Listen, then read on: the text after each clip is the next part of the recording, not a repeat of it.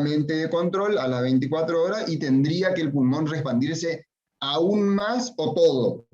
Si se le expande todo, estoy perfecto. Si se le expandió más, se continúa con la aspiración continua varios días hasta que logremos la expansión completa. ¿Qué pasa si el pulmón se expande y no llega a la pared, se expande hasta acá, al 80%, vamos a decir? Cuando yo cese la aspiración continua, se va a volver a desinflar, porque la única forma de lograr, digamos, que una curación del paciente es que el pulmón se expanda completamente y las dos pleuras se toquen, estén, digamos, en contacto las dos pleuras, porque de esa forma, y con el tubo de aislamiento pleural puesto, pasado 3, 4, 5 días se van a adherir esas pleuras y va a impedir otra vez que se despegue la pleura visceral y el pulmón se desinfle. Si la reexpansión es al 80% y hay un margen, el pulmón cuando yo le saque el todo se va a volver a desinflar, porque el pulmón se mantiene pegado por la aspiración negativa que le hace la pleura. ¿Se entiende? Entonces, si el pulmón está despegado de la pleura y hay un espacio, cuando yo saque el tubo, las fibras elásticas del pulmón lo van a hacer que se vuelva a retraer. Y el neumotórax se va a volver a reproducir. ¿Está? Entonces, mi aspiración continua debería tener una placa subsiguiente en la cual las pleuras están pegadas. Muy bien. Esa es la forma entonces que tengo que actuar. Entonces, veo esta placa, veo si burbujea la aplico aspiración continua. Si no burbujea, veo si le puedo hacer una fibrobronco, a ver si no tiene algo obstruido. Y si la aspiración continua le hago y no funciona, o no le hago porque no burbujea, le hago la fibrobronco y esto está expedito, digamos, no hay nada obstruido, tengo que pasar a la videotoracoscopía y ver adentro cuál es el problema. Si es el agujero muy grande, si es un tabicamiento del derrame que tuvo, o si es un PIL pleural, y solucionarlo. La videotoracoscopía sería la última opción. Bien. ¿Preguntas sobre esta parte o la evolución de un tubito mal colocado o mal evolucionado? ¿No? Parece que no. Bien. ¿Alguna duda sobre otras placas quieren preguntar o pasamos directamente al tubo de avenamiento pleural?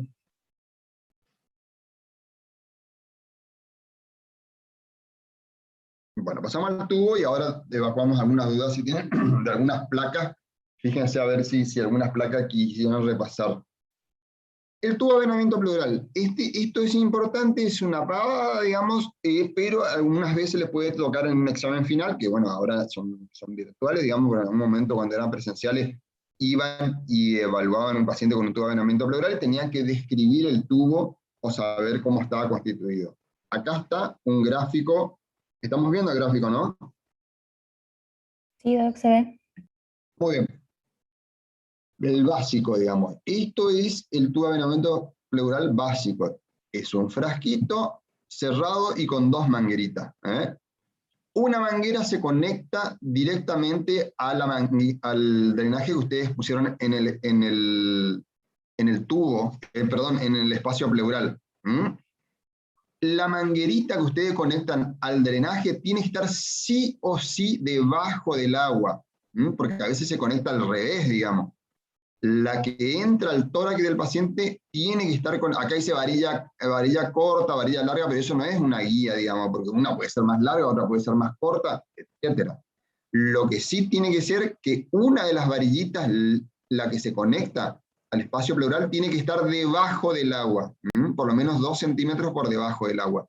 Porque esto es una válvula que impide, o sea, el aire que se produce en el espacio pleural o el líquido que se produce en el espacio pleural sale, por esto el aire sale por debajo de esto, burbujea y no puede volver a entrar, es una válvula. No puede volver a meterse en el agua y meterse adentro. Es más, cuando uno hace la presión negativa, ustedes van a ver que sube la columna líquida unos centímetros, 2 o 3 centímetros, y vuelve a bajar. El espacio pleural no tiene la suficiente capacidad para succionar todo el líquido. ¿tá? Solamente succiona y tiene una presión atmosférica de 1 o 2 milímetros de mercurio, y no es suficiente. Entonces solamente eleva 2 o 3 centímetros la columna líquida y baja. ¿Tá? Y si es líquido lo que sale, el líquido sale acá, se acumula acá, y digamos no puede volver a subir porque ya le digo, no tiene la posibilidad de subir.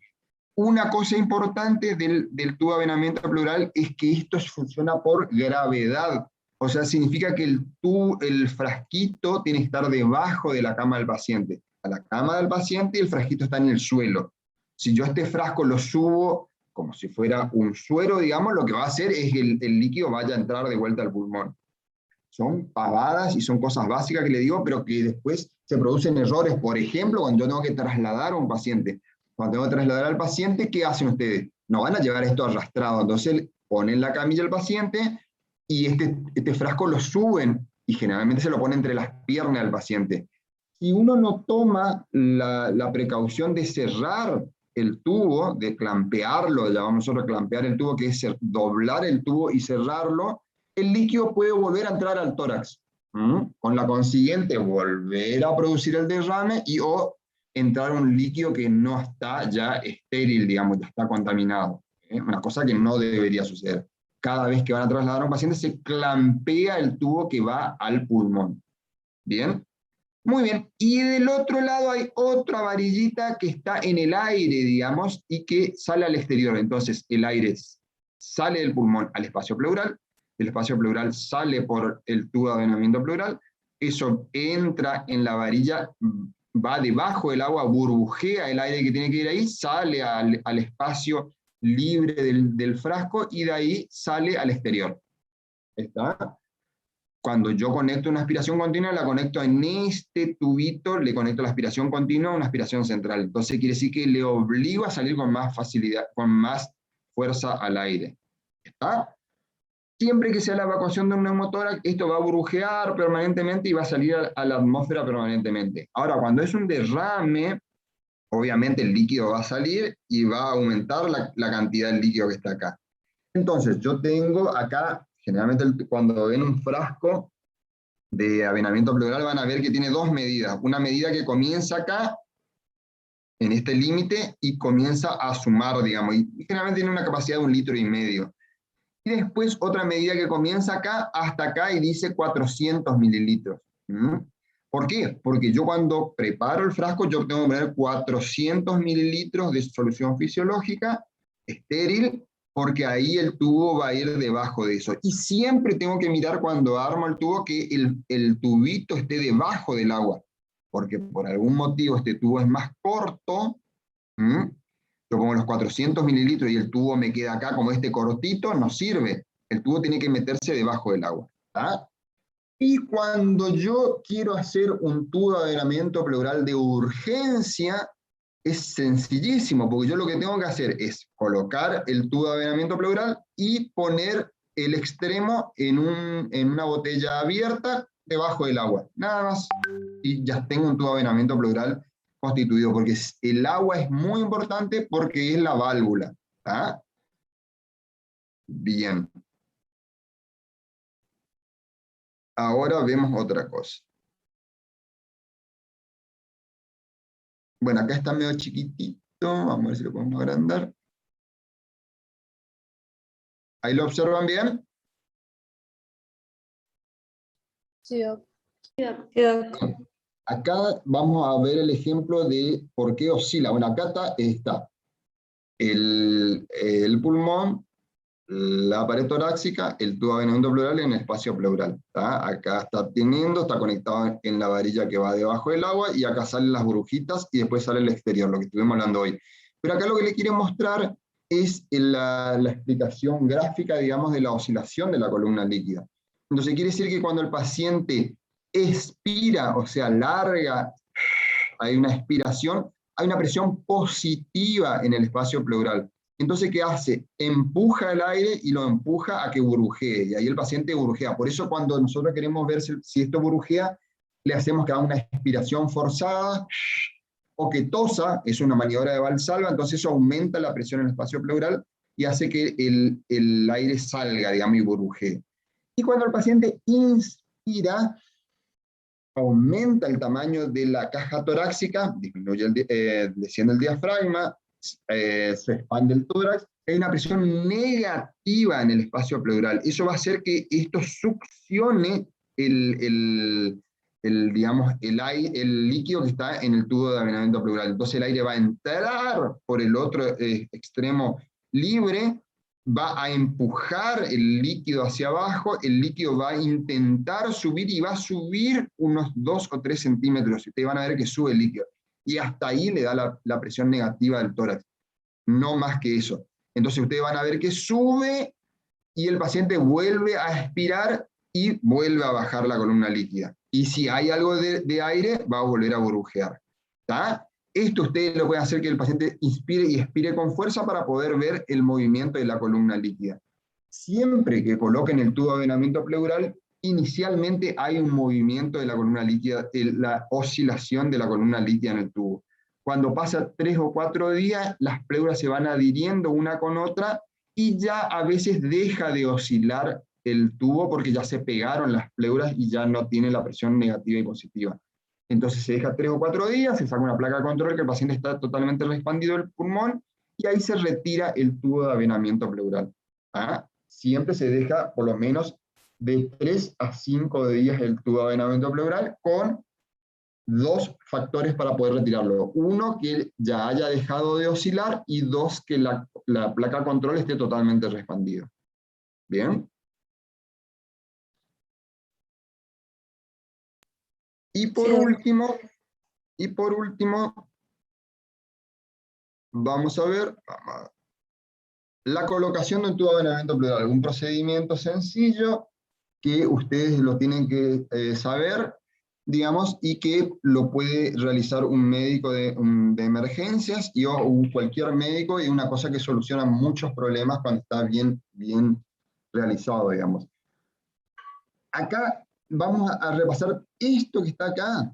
Ya puede ser una toracocentesis, que es un procedimiento ultra sencillo, mucho más sencillo, digamos, y es cuando ustedes, ¿se acuerdan? Veían derrame pleural, hacían una toracocentesis, evacuadora y diagnóstica, y eso sí lo pueden hacer ustedes. Y en esos pequeños riesgos, digamos, ¿cuál es el riesgo? Que yo puedo pinchar una víscera del abdomen porque yo hago muy bajo la punción, yo puedo pinchar el paquete vasculonervioso y provocar dolor, este derrame se me transforme en hemotórax porque se llena de sangre, o que yo por la agujita me entre aire y yo forme un neumotórax. De un derrame le transformo en un neumotórax. O sea, tiene sus pequeñas complicaciones, pero es una cosa sencilla de realizar y lo deberían saber. Primero, este es el primer paso del tubo de avenamiento pleural, pero es la toracocentesis en sí, digamos. ¿Qué es lo que yo tengo que tomar en cuenta? Siempre yo tengo que pasar por el borde superior de la costilla inferior. Esta es una cosa media, digamos, arriesgada. Está pasando por el medio del espacio intercostal, digamos. ¿Por qué yo tengo que pasar por el borde superior de la costilla inferior? Porque en el borde inferior, aquí está el paquete vasculonervioso. Si yo paso por el medio del espacio pleural, puedo llegar a dañar el paquete vasculonervioso. Entonces yo tengo que pasar por el borde superior. ¿Y cómo se hace eso?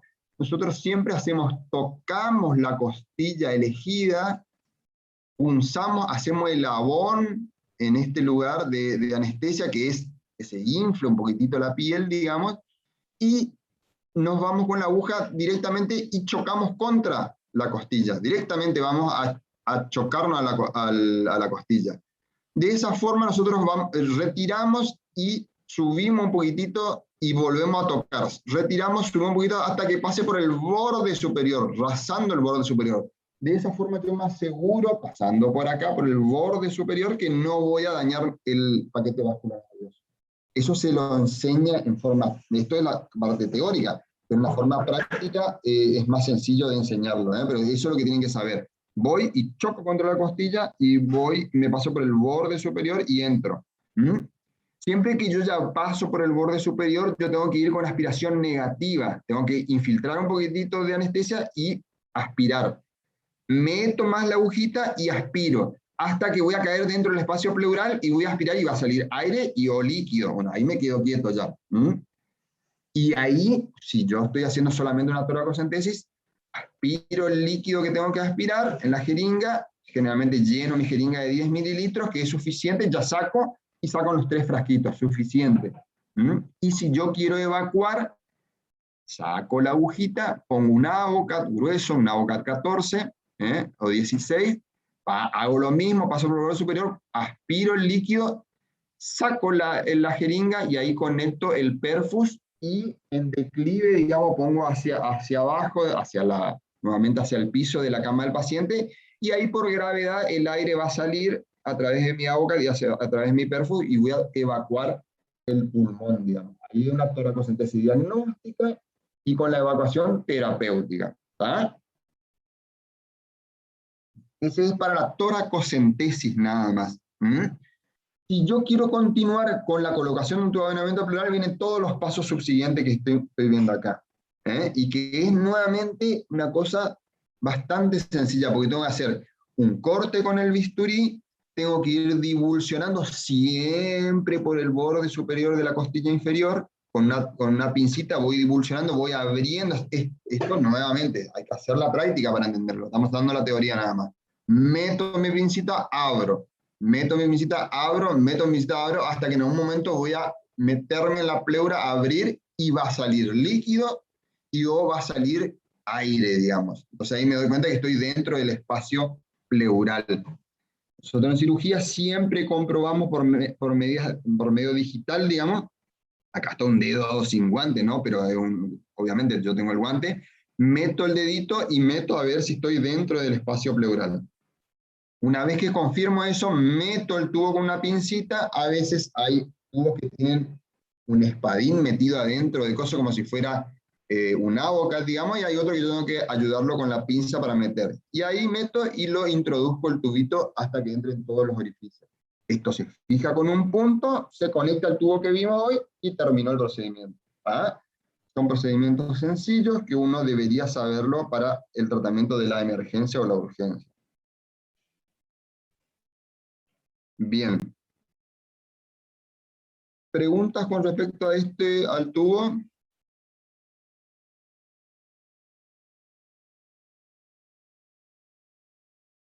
Sí, doctor.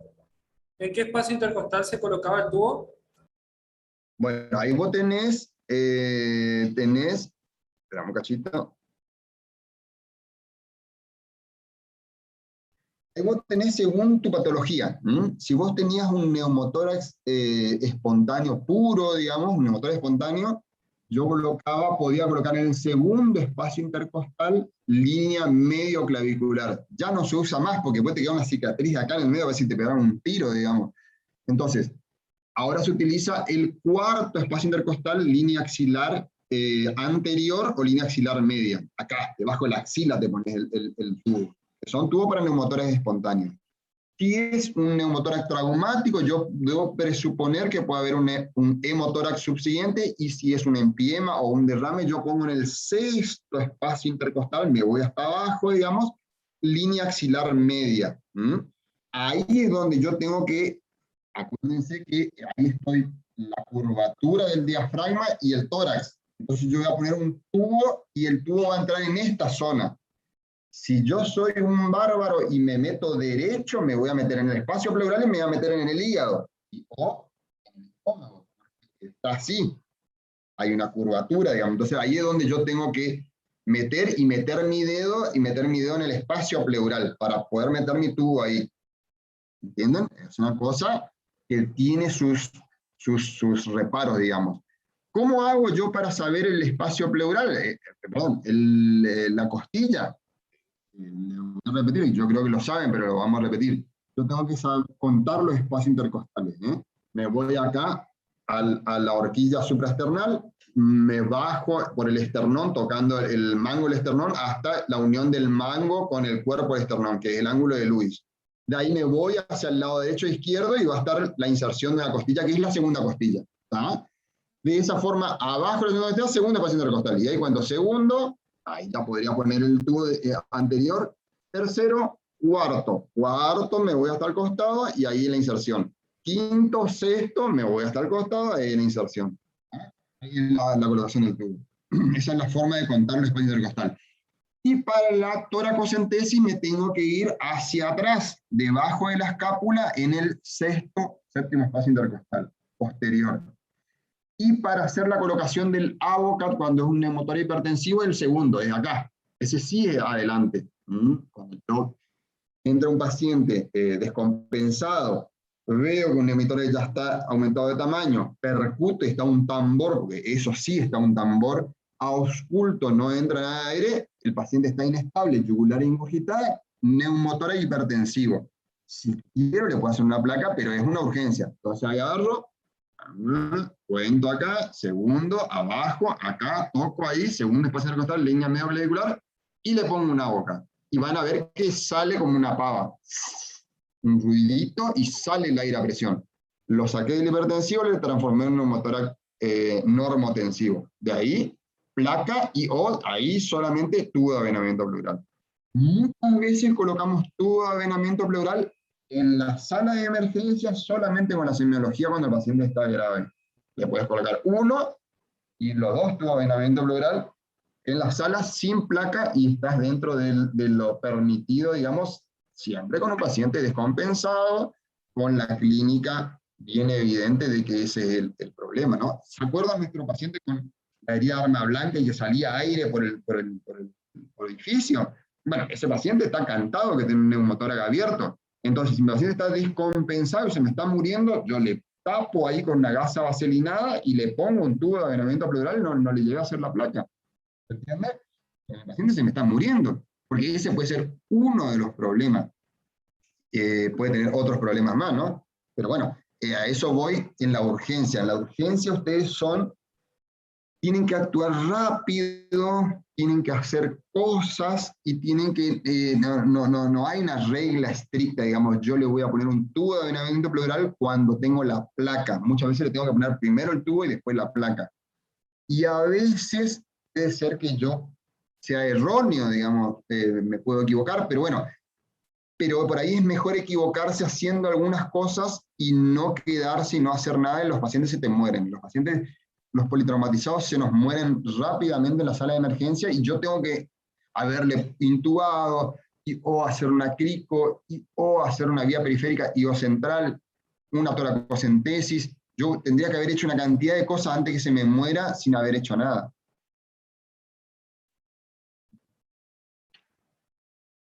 Preguntas sobre politrauma, debe haber millones de preguntas sobre politrauma, pero bueno, si alguna se le ocurre ahora.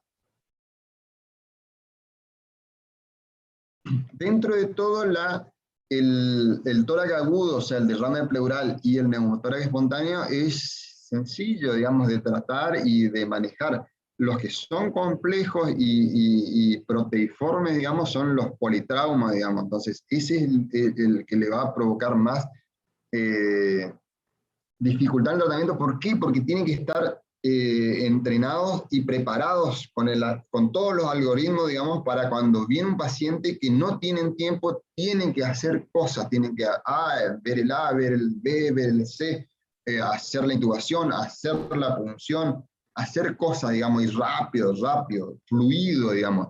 Y aquí es muy importante para el que se vaya a dedicar a eso, para el que esté en una guardia de emergencia, su función como líder, digamos, líder del equipo que va a tratar ese paciente en la urgencia. ¿Y qué características tiene que tener el líder? O sea, ustedes, digamos, como médicos, tienen que tener, primero, tranquilidad.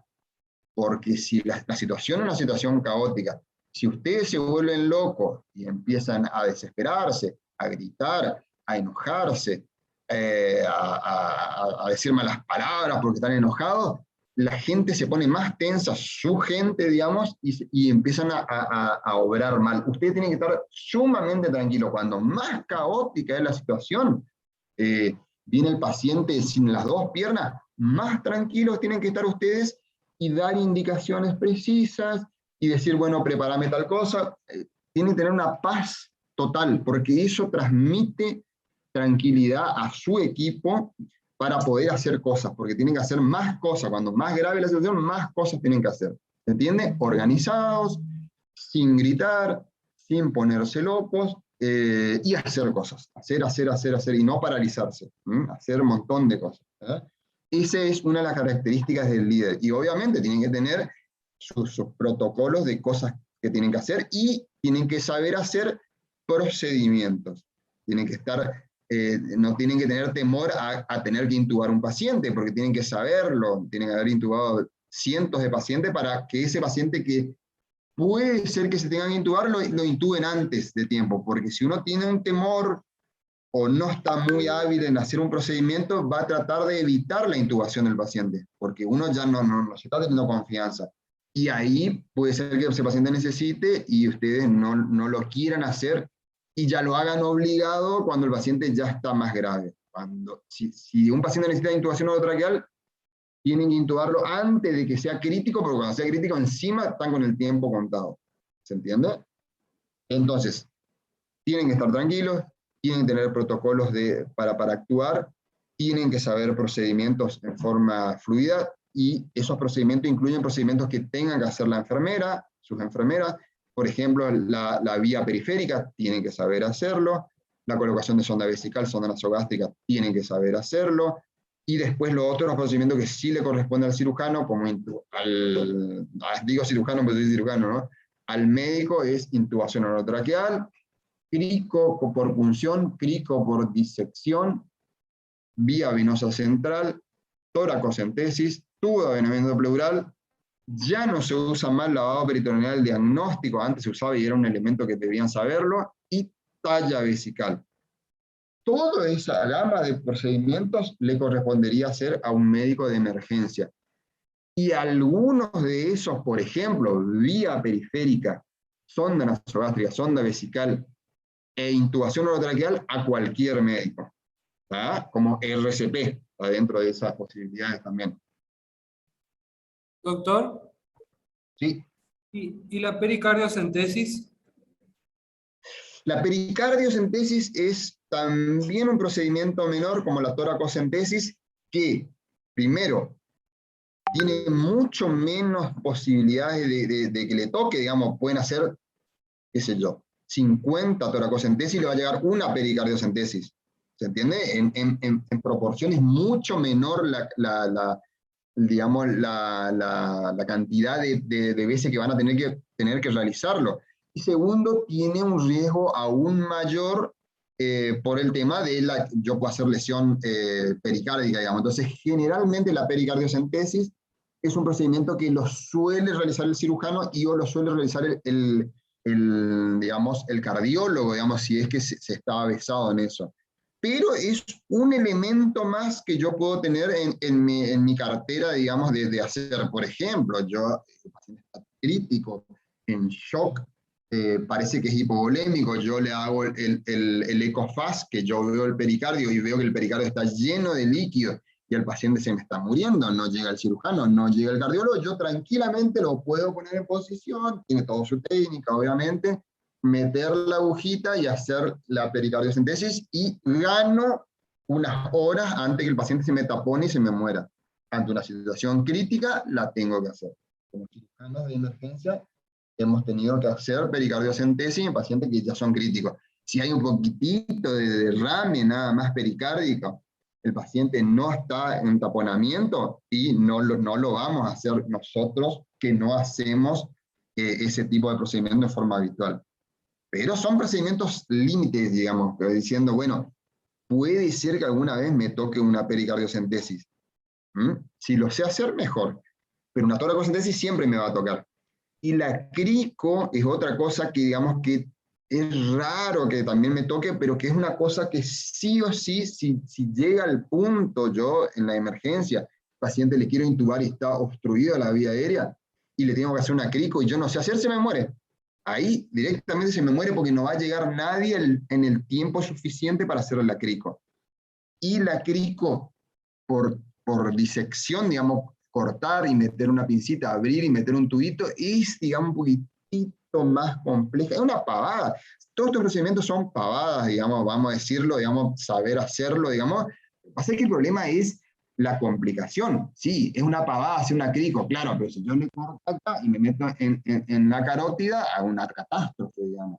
O es una pavada, una vía, un yugular, claro, pero si le punzo la carótida también hago un desastre. ¿Tá? El problema no es el procedimiento en sí, que es meter una aguja. El problema son las complicaciones que yo puedo hacer.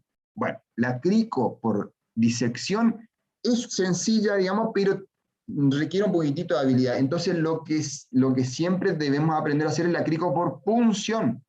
Digamos, identificar la membrana cricotiroidea y punzar con un AVOCAT y una aguja. O directamente con el AVOCAT. ¡Pic! Pongo la cosa y el paciente respira por ese catéter, digamos, y yo le gano algunos minutos hasta que venga el cirujano y le haga una crico y le ponga un tubo más grande, ¿se entiende? Y le salvo al paciente. ¿Cómo hago? Nuevamente es identificación del lugar. Toco la nuez de Adán, me voy hacia abajo y hay toco acá la nuez de Adán. Es el cartílago tiroides. Me voy hacia abajo, hay una membranita y después abajo hay como una nuez de Adán más chiquitita, digamos, o un cartílago duro. Es el cartílago cricoide. Por encima de ese cartílago está una membrana que es la membrana cricotiroide. Agarro el cartílago tiroide y ahí, en esa membrana, le pongo la agujita. Hay que hacer con el muñeco de simulación para que entiendan mejor, pero es una pavada. La nuez, voy abajo, hay una membranita, hay un cartílago más duro, es el cricoide, un anillo, que es el anillo cricoide. Por encima de esa está la membrana, ahí meto, en la línea media, meto el AVOCAT. Y eso es 2 centímetros entre la piel y la vía aérea. Y yo meto el coso y ya me sale aire. ¿Está? Lógicamente no van a ir a hacer de una en un paciente si nunca, tienen que haber hecho 200 inyectables para manejar la aguja y la jeringa. No van a hacer la primera vez que pinchan a alguien, van a hacer una crico, que sería medio avesado, ¿no?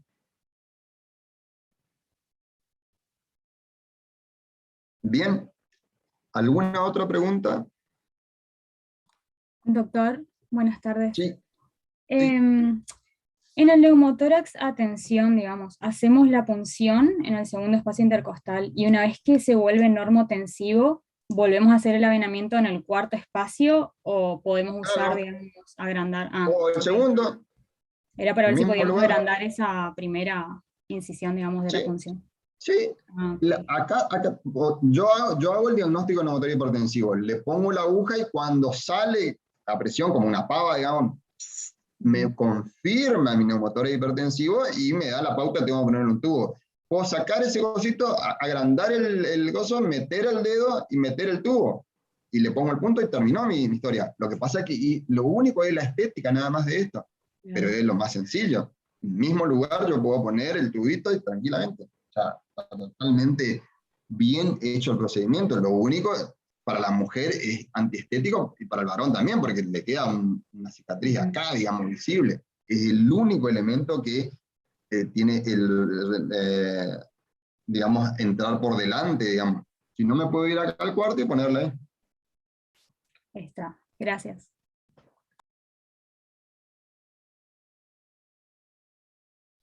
Doc, yo tenía una pregunta.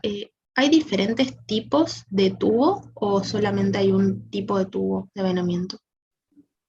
No, el tubo de avenamiento pleural tiene un diámetro predeterminado, digamos. Lo que pasa es que hay 2 tipos de tubo para colocar. Hay un tubo, vamos a ver, voy a hacer acá. Hay un tubo que tiene adentro como un espadín, digamos. Es como un AVOCAT. Afuera está el tubo y adentro está una cosa rígida, una cosa de metal.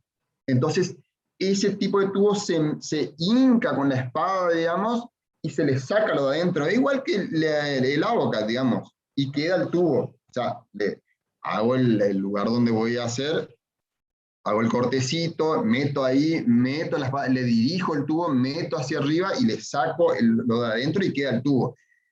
Y el otro tubo directamente es un tubo que no tiene nada adentro, entonces yo le tengo que agarrar con una pincita y meter por el agujero y empujarlo. ¿Se entiende? Son 2 tipos de tubo, pero el diámetro es el mismo. El que tiene el espadín es mortal, digamos, porque ¿qué pasa? El que es un tubo que yo le empujo nada más, un tubo flexible, entonces si se mete en un lugar que no tiene que meterse, se me dobla y no entra más. Ahora, el espadín entra en cualquier lugar. Entonces, si uno es poco avesado con el espadín, le mete el tubo en cualquier lugar, ¿eh? En la residencia de cirugía hemos metido el tubo en el hígado, en el mediastino, adentro del pulmón, a donde se le puede ocurrir, metimos todo en el celular subcutáneo. Cuando uno tiene poco avesado, el espadín es mortal, porque uno tiene que meterle a ciegas, digamos, ¿eh? Son procedimientos que se hacen a ciegas, digamos. Entonces por ahí el que se mete y se empuja, digamos, es más seguro, digamos. Todo procedimiento quirúrgico tiene sus riesgos de complicaciones. Cuando uno menos avesado es y más se anima, digamos, o sea, más loco es, más desastre hace. Pero lamentablemente la cirugía se aprende, o los procedimientos se aprende haciendo. Entonces, lamentablemente va a haber un paciente que va a ser su primer paciente para colocar un inyectable, y ese paciente va a sufrir el inyectable. Todo lo que pueden hacer ustedes en simulación o hacer antes le acerca mucho a la realidad, pero nunca a la realidad. Su primera realidad va a ser cuando hagan algo sobre un paciente real, corten sobre un paciente real. Hasta que no hagan eso, no hay ni una simulación que le acerque al 100%, aunque la simulación es una ayuda muy importante porque está mucho más cercano que un texto, digamos. Un texto es nada, digamos. O sea, leer un procedimiento y hacer un procedimiento son dos cosas totalmente diferentes. No tiene nada que ver que yo lea. Yo puedo leer cómo andar en bicicleta y te puedo recitar cómo andar con una bicicleta y me caigo, porque es otra parte del cerebro que yo utilizo para andar en bicicleta. Otra parte, yo puedo andar en bicicleta y de teoría no te digo nada, no sé cómo explicarte andar en bicicleta. ¿Se entiende esa parte? Lo que es la lectura es una parte, o ver un video es una parte, y lo que es hacer la cosa es otra parte. Otras neuronas utilizo para hacer eso. Otras conexiones neuronales. Por lo tanto, la única forma de aprender a hacer cosas es haciéndolas.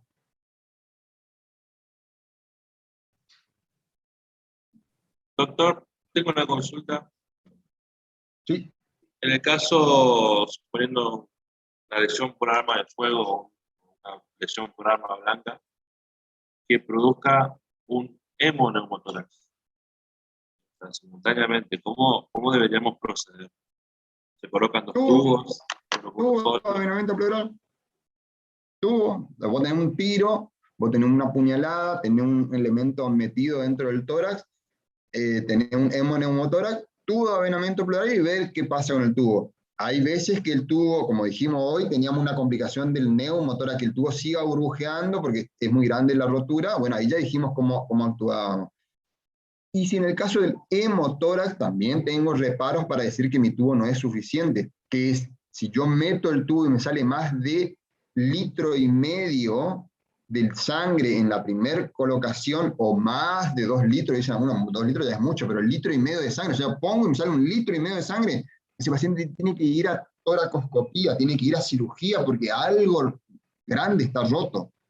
Y el otro es si sale 500 mililitros por día de sangre, también tiene que ir a cirugía, porque quiere decir que está sangrando algo y no deja de sangrar. Pero de entrada yo tiene un tiro en el tórax y tiene un hemoneumo, tuvo avenamiento pleural, sin duda. Y después veo, porque acuérdense que la lesión que produce el arma blanca o el arma de fuego es el recorrido, digamos. No importa dónde está el proyectil, digamos, importa poco en este sentido dónde está el proyectil, sino el daño que hizo al pasar el proyectil. ¿Está?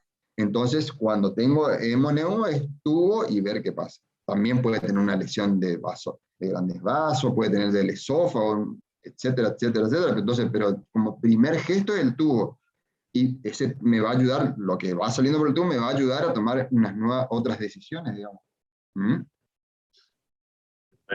Acuérdense, lo único que inhabilita en estas patologías del espacio pleural, que tenga aire o que tenga líquido, lo único que inhabilita al tubo es la indicación de la toracotomía o de la toracoscopía.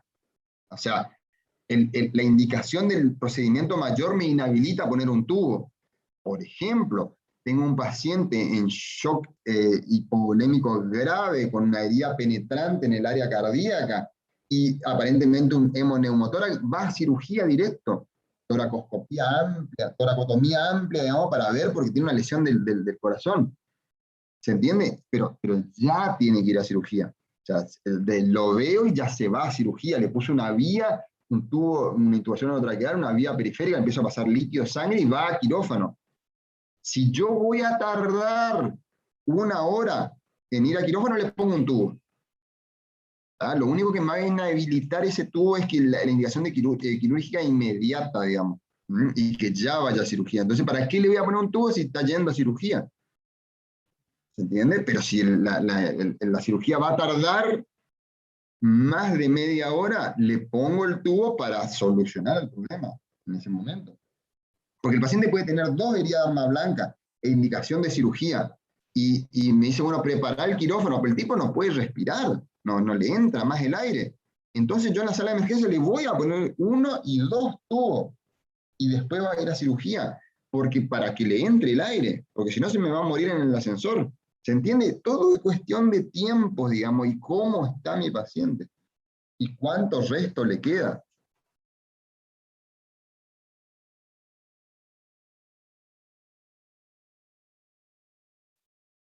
Muy bien chicos, terminamos acá por ahora. Nos encontramos el viernes. Si tienen dudas sobre los temas dados, lo preguntan y lo charlamos, pero el viernes tendríamos que dar los 3 casitos de hemorragia digestiva, que es nuestro tercer tema, digamos, para ir terminando con esto. ¿Está? Tema que no tienen mucho que ver con esto, pero se relacionan en la parte de pacientes graves y pacientes con shock hipovolémico. Van a ver tratamientos muy similares en el tema del shock hipovolémico, los pacientes se presentan similares, y hay digamos, un hilo de conexión entre estas 3 patologías, digamos. Son siempre pacientes que se pueden presentar graves, son pacientes potencialmente mortales, digamos, con estas 3 patologías. Así que el viernes que viene nos encontramos a las 14 para dar los temas de hemorragia y ahí terminaríamos. Muy bien. Bueno, gracias. Chao, hasta Bueno, luego. adiós. Hasta el viernes.